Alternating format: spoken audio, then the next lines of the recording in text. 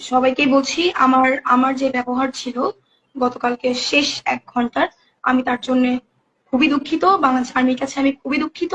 এরকম ব্যবহার বা এরকম ব্যাপার আমার কোনোভাবেই করা উচিত হয়নি, কিন্তু সিচুয়েশন, টাইমিং এবং ওইখানে যে কার্যকলাপগুলো যাচ্ছে, যেটার কারণে আমি হয়তো আমার মতো করে প্রপার কনসিয়াস ছিলাম না। আমার নিজেরও একটা ভেতরকার অ্যাঙ্গার ছিল, আমার মনে হয় ওখানে প্রত্যেকটা মেয়েরই ছিল।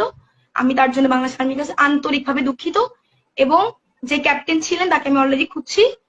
আমি আপনাদেরকে এইটুকু বলতে পারি যে আমি তাকে পেলে বা আমি তাকে পেয়ে তার কাছে ক্ষমা চেয়ে আসবো। এবং আরেকটা ব্যাপার আমি আবারও বলি কি, দেখেন আমি কাজ করছি, আমি কাজ করবো এবং আমার ইচ্ছা আছে কাজ করার।